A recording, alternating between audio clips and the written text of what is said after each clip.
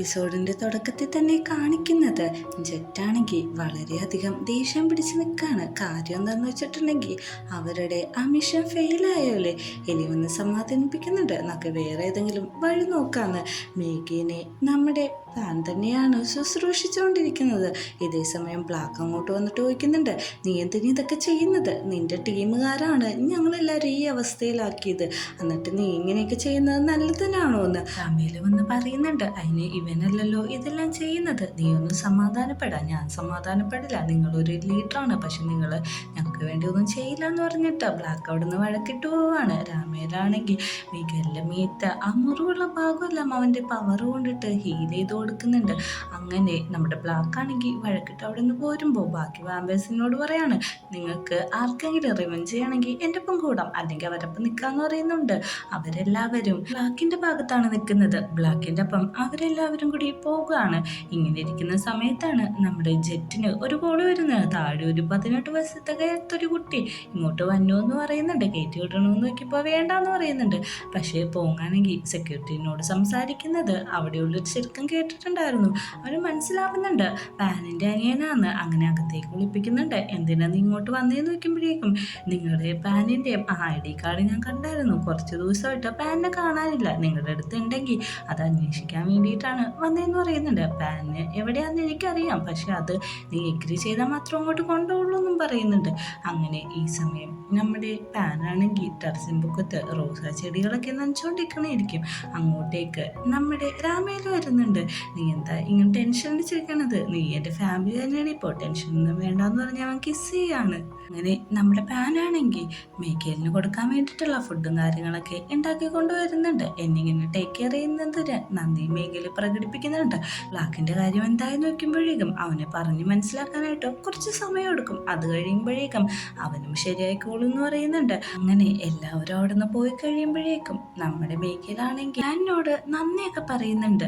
നീ എന്നെ take care ചെയ്തത് നല്ല രസമുണ്ട്, നീ ഒരു യങ്ങർ ബ്രദർ തന്നെയെന്ന്. എനിക്കൊരു ബ്രദർ ഉണ്ട്, പക്ഷേ എനിക്ക് അവൻ ഇതേപോലെ ടേക്ക് കെയർ ഒന്നും ചെയ്യാൻ പറ്റിയിട്ടില്ല. പിന്നെ നിന്റെ ബ്രദേഴ്സിനൊക്കെ നല്ല പവേഴ്സ് അല്ലേ, അവർ നിന്നെ നല്ല രീതിക്ക് തന്നെയാണല്ലോ നോക്കുന്നതെന്ന്. പക്ഷേ എൻ്റെ ബ്രദേഴ്സിന് ആർക്കും ഫുഡ് ഉണ്ടാക്കാൻ അറിയില്ല, അത് നിനക്ക് മാത്രമല്ലേ അറിയുള്ളൂ എന്ന് പറഞ്ഞ് അവരവിടെ നിന്ന് സംസാരിക്കുന്നുണ്ട്. അങ്ങനെ തിരിച്ച പാൻ രാമേലും കൂടി പാനിൻ്റെ വീട്ടിലേക്കാണ് വരുന്നത്. നീ ഇവിടെ ഉണ്ടോ എന്ന് നമ്മുടെ രാമേല ചോദിക്കുമ്പോൾ അവൻ ഇവിടെ ഇല്ല, ഇവിടെ ഉണ്ടായിരുന്നെങ്കിൽ കാണില്ലായിരുന്നു എന്ന് ചോദിക്കുന്നുണ്ട്. അങ്ങനെ ഇരിക്കുമ്പോഴാണ് പാൻ്റെ ഫോണിലേക്ക് ഒരു മെസ്സേജ് വന്നത്. ഞാൻ 1.5 ആഴ്ച കഴിഞ്ഞിട്ടാണ് തിരിച്ചു വരുള്ളൂ എന്ന്. മെസ്സേജ് വായിക്കുന്ന പാൻ ടെൻഷനിലാവുന്നുണ്ട്. അവിടെ നിൽക്കുന്ന രാമേല് എന്തൊക്കെ പറയുന്നുണ്ട്, പക്ഷെ അതൊന്നും അവൻ ശ്രദ്ധിക്കുന്നില്ല. കുക്ക് ചെയ്യുന്ന സമയത്തായാലും പാനാണെങ്കിൽ നല്ല രീതിക്ക് ടെൻഷൻ അടിച്ച് തന്നെയൊക്കെയാണ്. നീ എന്തെങ്കിലും ടെൻഷൻ അടിച്ച് അനങ്ങാതിരിക്കുന്നതെന്ന് വയ്ക്കുന്നുണ്ട്. അത് വേറൊന്നുമല്ല, പോങ്ങ ഇങ്ങനെ മെസ്സേജ് അയച്ചു. നോർമലി അവൻ എവിടെയെങ്കിലും പോവുകയാണെങ്കിൽ എന്നോട് പറയാറില്ല, ഇത് കുറച്ച് സ്ട്രെയിഞ്ച് ആയിട്ടാണ് തോന്നുന്നത്. അവൻ ചിലപ്പോൾ അവൻ്റെ ഫ്രണ്ട്സിൻ്റെ എപ്പോൾ വല്ല പോയതായിരിക്കും എന്നാണ് രാമേല് പറയുന്നത്. അല്ലെങ്കിൽ വല്ല ആരുടെ എപ്പോൾ ഡേറ്റിന് വല്ലതും ചെയ്യുന്നുണ്ടാവും. ഒരാഴ്ച മുമ്പ് വരാമെന്നല്ലേ പറഞ്ഞത്, അവൻ വന്നോളൂ എന്ന് പറയുന്നുണ്ട്. അങ്ങനെ നമ്മുടെ രാമേലിന് വിശക്കുന്നത് കൊണ്ട് തന്നെ ഇൻസ്റ്റൻറ്റ് ഫുഡ് തരാമെന്ന് പറഞ്ഞ് അവിടെ കൊണ്ടിരുത്തിയിട്ട് ഒരു മൂച്ചി പോലത്തെ, അതായത് സ്റ്റീംഡ് ബണ്ണ് എന്നാണ് പറയുന്നത്, അത് കൊടുക്കുന്നുണ്ട്. ഇത് നല്ല ഭംഗിയുണ്ടല്ലോ കാണാനായിട്ട്, ഇതും നിന്നെ കാണാനായിട്ട് ഒരേപോലെ ഉണ്ടെന്ന് പറഞ്ഞിട്ട് രാമയിലാണെങ്കിൽ നമ്മുടെ പാൻറ്റ് കവളിലൊക്കെ പിടിച്ച് വലിക്കുന്നുണ്ട്. രണ്ടും സെയിം ആണെന്ന് പറഞ്ഞിട്ട് കളിക്കാതെ നീ ഫുഡ് കഴിക്കാൻ പറയുന്നുണ്ട്. അവനാണെങ്കിൽ അതിൻ്റെ അടിയിലിരിക്കുന്ന ആ പേപ്പറും കൂടിയാണ് അയക്കുന്നത്. പേപ്പർ കഴിക്കാൻ പറ്റത്തില്ല, ഇത് മാത്രമാണ് കഴിക്കാൻ പറ്റത്തുള്ളൂ എന്ന് പറയുന്നുണ്ട്. അങ്ങനെ അവൻ അവിടെ നിന്ന് ഫുഡ് കഴിച്ച് പിറ്റേ ദിവസം രാവിലെ തന്നെ നമ്മുടെ പോങ്ങിൻ്റെ വളർത്തു വീട്ടിലേക്ക് ചെല്ലാണ്. അവനെ അഡോപ്റ്റ് ചെയ്ത വീട്ടിൽ ചെന്നിട്ട് അമ്മേനോട് ചോദിക്കുന്നുണ്ട്, പോങ് ഇങ്ങോട്ട് വല്ലതും വന്നായിരുന്നു?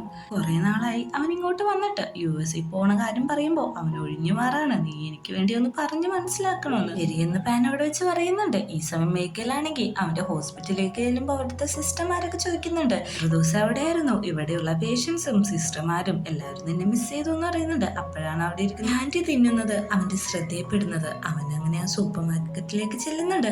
അവിടെ നോക്കിയിട്ട് നമ്മുടെ പോങ്ങിനെ കാണുന്നില്ല. അതുകൊണ്ട് തന്നെ അവിടുത്തെ ഓണറിനോട് ചോദിക്കുകയാണ്, പോങ് എന്തെന്ന് നോക്കുമ്പോഴേക്കും അവൻ കുറച്ച് ദിവസമായിട്ട് വരാറില്ല, ഇവിടുന്ന് റിസൈൻ ചെയ്തു എന്നാണ് പറയുന്നത്. ഇത് കേട്ട് പുറകെ നിൽക്കുന്ന പാനാണ് നെട്ടുന്നത്. അവനാണെങ്കിൽ ചോദിക്കുന്നുണ്ട്, എന്തിനാണ് റിസൈൻ ചെയ്തതെന്ന്. തുടക്കത്തിൽ തന്നെ 3 പേരും കൂടി ഇരുന്ന് സംസാരിക്കാണ്.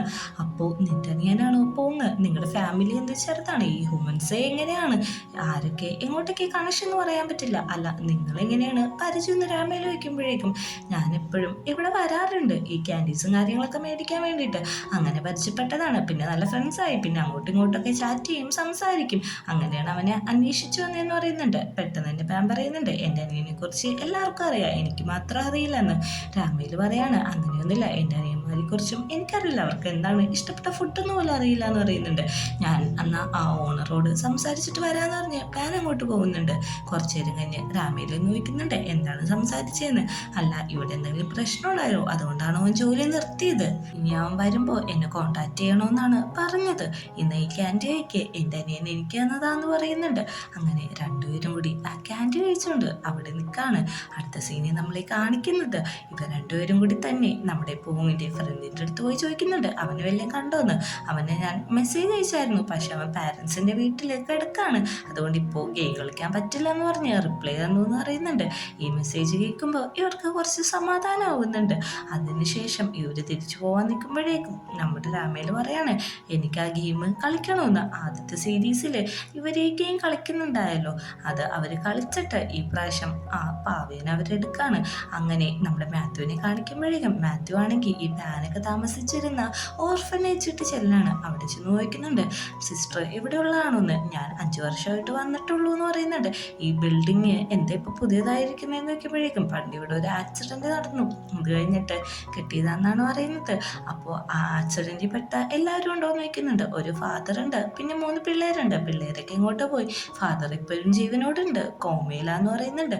ഫാദറിൻ്റെ ഫോട്ടോ ഇൻ്റർനെറ്റിൽ നോക്കട്ടെ എന്ന് പറയുമ്പോൾ ഇൻ്റർനെറ്റിലൊന്നുമല്ല, ഇവിടെ ഒരു വരച്ച പിക്കുണ്ട്, അത് കാണിച്ചു തരാമെന്ന് പറഞ്ഞ് സിസ്റ്റർ ആ ഫോട്ടോ കാണിച്ചു കൊടുക്കുമ്പോഴേക്കും നമ്മുടെ മാത്യു എന്തിനോ ഒന്നും നിൽക്കുന്നുണ്ട്. വീട്ടിലാണെങ്കിൽ ഈ സമയം രാമയിലും പാനും കൂടി ഇരുന്നിട്ട് എങ്ങനെയാണ് പാത്രം കഴുകേണ്ടത് എന്നൊക്കെ പഠിപ്പിച്ചു കൊടുക്കാണ്. അവർ പതയിൽ കളിക്കുന്നുണ്ട്, പിന്നെ ബ്രഷ് ചെയ്യുന്നത് എങ്ങനെയാണെന്നൊക്കെ അങ്ങോട്ടും ഇങ്ങോട്ടും കൂടി പഠിപ്പിച്ചു കൊടുത്ത് അവൻ്റെ ടീത്തെല്ലാം ക്ലീൻ ആക്കാണ്. അതെല്ലാം കഴിഞ്ഞിട്ട് ഒരു പാട്ട് വെച്ചിട്ട് അവർ ഡാൻസ് കളിക്കാണ്. പെട്ടെന്ന് തന്നെ രാമയിൽ ചോദിക്കുന്നുണ്ട് എനിക്ക് എപ്പോൾ തൊട്ടാണ് നിന്നെ ഇഷ്ടമായോ എന്നറിയോ, നീ ആ പെയിൻറ്റിങ് പൊട്ടിച്ച് എന്നെ പുറത്തിറക്കില്ല, ആ നിമിഷം തൊട്ട് എനിക്ക് നിന്നെ ഇഷ്ടമാണ്, നിനക്ക് എന്നെ എപ്പോഴാണ് ഇഷ്ടപ്പെട്ടതെന്ന് നോക്കുമ്പോഴേക്കും എൻ്റെ സ്വപ്നത്തിൽ എപ്പോഴും നിന്നെ പോലത്തെ ഒരാൾ വരും, നിൻ്റെ അതേ ഫേസാണ്, നിൻ്റെ അതേ മാലയാണ്, ഞാൻ ഇൻറ്റിമേറ്റ് ഒക്കെ ആവുന്നത് സ്വപ്നം കണ്ടിട്ടുണ്ട്, അന്ന് തൊട്ടേ എനിക്ക് ഉള്ളിൽ ഫീലിങ്സ് ഉണ്ടെന്ന് പറയുന്നുണ്ട്. അതിൻ്റെ അവസാനം അവരവിടെ നിന്ന് കിസ് ചെയ്യാണ്. ഈ സമയം നമ്മുടെ പോങ്ങിനെയും കൊണ്ട് ജെറ്റ് ചെല്ലുന്നത് അവരെ വർക്ക് പ്ലേസിട്ടാണ്. പരിസരമൊക്കെ കാണുന്ന പോങ്ങിന് നല്ല രീതിക്ക് ടെൻഷൻ ആവുന്നുണ്ട്. നീ എന്നെ ഇങ്ങോട്ടാണ് കൊണ്ടുപോകുന്നതെന്ന് നോക്കുമ്പോൾ ഞാൻ ഓൾറെഡി നിന്നോട് പറഞ്ഞതല്ലേ, നിനക്ക് പേടിയാണെങ്കിൽ വരണ്ടെന്നാണ് പറയുന്നത്. ഈ സമയം അവരുടെ ക്ലബിൽ എലിയൊക്കെ ടെൻഷൻ അടിച്ചിരിക്കുമ്പോൾ നീ എന്തിനാ ഞാൻ ടെൻഷൻ അടിച്ചിരിക്കുന്നത്, അല്ല നമ്മുടെ പ്രോഗ്രാമെല്ലാം ചെയ്തില്ലേ, ഇനി എന്താണ് ചെയ്യുന്നത്, പുതിയൊരു വെപ്പൺ കിട്ടിയിട്ടുണ്ട്, അതെന്താന്ന് നോക്കുന്നുണ്ട്. ഹ്യൂമൻസും വാമ്പയേഴ്സും തമ്മിൽ ലവിന് വേണ്ടി കോംപ്രമൈസ് ചെയ്യുമെന്നാണ് അവൻ ചോദിക്കുന്നത്. അതിനർത്ഥം നമ്മുടെ പോങ്ങിനെ അങ്ങോട്ട് കൊണ്ടുപോയിട്ടുണ്ടല്ലോ, അതാണ്. പോങ്ങ് അങ്ങോട്ട് ചെന്നിട്ട് അവൻ കാണുന്ന കാഴ്ച കണ്ടിട്ട് അവൻ തന്നെ നെട്ടുന്നുണ്ട്. ഇതൊന്നും സത്യമല്ല, എൻ്റെ ചേട്ടൻ ഇങ്ങനെയുള്ള അടുത്തൊന്നും വർക്ക് ചെയ്യില്ല എന്ന് പറയുമ്പോഴേക്കും ഞാൻ എന്തിനാണ് കള്ളം പറയുന്നതെന്ന് നോക്കുന്നത്. അവിടെയുള്ള ഒരു കൊളീഗ്സ് ഒന്ന് വയ്ക്കുന്നുണ്ട്. ഇപ്പോഴും വാമ്പയറിൻ്റെ ഒപ്പം തന്നെയാണോ പാൻ ജീവിക്കുന്നതെന്ന് പെട്ടെന്ന് തന്നെ ചുറ്റി കണ്ണടിച്ച് കാണിക്കുന്നു. എന്താന്ന് നോക്കുമ്പോഴേക്കും അവര് വാമ്പയർ പാനിനെ തട്ടിക്കൊണ്ടുപോയി, നീ കൂടെ നിൽക്കണമെന്നും പറയുന്നുണ്ട്. അങ്ങനെ തിരിച്ചു വരുന്ന നമ്മുടെ പിള്ളേരുടെ അടുത്തെല്ലാം മാത്യു പറയാണ് ഞാൻ ആ ഓർഫനേജിൽ പോയായിരുന്നു, ഇവിടെ മരിച്ചുപോയി എന്ന് പറഞ്ഞ ഫാദർ ഇപ്പോഴും ജീവനോടുണ്ട്, ഫാദറിൻ്റെ പേര് ഡ്രാക്കൾ എന്നാണ്. അവരെല്ലാവരും ആ ഫോട്ടോ കൊണ്ട് ഞെട്ടുന്നുണ്ട്. കാരണം എന്താന്ന് വെച്ചാൽ അപ്പോൾ പറയാണ് നമ്മുടെ രാമേലിൻ്റെ ഹാഫ് ബ്രദർ, കാരണം ഇവർ ടിങ്സ് ആണ്, അതിലൊരാളാണ് ഈ ഫാദറാക്കൾ. എൻ്റെ അമ്മ പ്രസവിച്ച ശേഷം അവൻ വേറെയാണ് പോയത്, അവനാണ് ഇതെന്ന് പറയുന്നുണ്ട്. അവൻ ഇപ്പോഴും ജീവനോടെ ഉണ്ടെന്ന് പറയുന്നുണ്ട്. ഈ ഒരു സീനും കാണിച്ചിട്ടാണ് എപ്പിസോഡ് അവസാനിക്കുന്നത്.